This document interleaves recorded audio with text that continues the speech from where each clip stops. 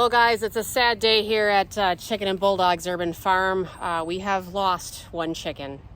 Unfortunately, that chicken was Barb, the derpy one. She had been kind of lethargic the last few days. She was kind of getting very pale in her comb and her waddle, but was still eating and drinking, although she was very easy to catch because this was the chicken that we could never really get close to because she was always terrified of us. So that had me worried more than anything. A couple days ago, I went to get them back in the run and I picked her up and she vomited. But then she went right back to eating and drinking. So I figured, maybe it was me picking her up that caused her to hurl. So the last few days, we've been kind of watching her getting a little bit more lethargic.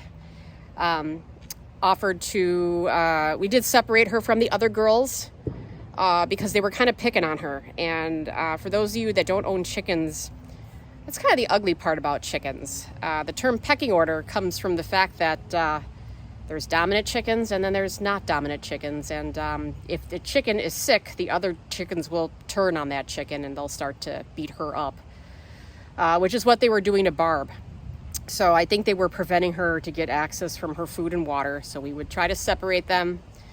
And she would eat and drink, but not really walk very well. And this was a chicken that never really did walk very well. We've had her less than a year. She was always kind of a little bit derpy. Unfortunately, we were really getting concerned with this big heat wave. It's 96 degrees out right now. So I checked on her this morning, and she was underneath the coop there in the dirt bath area, hiding from her sisters, and was alert and looking at me, and went into the office to go to work today. And unfortunately, when me and my husband got home, we checked underneath the coop and she had passed. So a very sad day here at C&B. Let's take a few moments to remember the chicken that was Barb. Barbecue, we will miss you.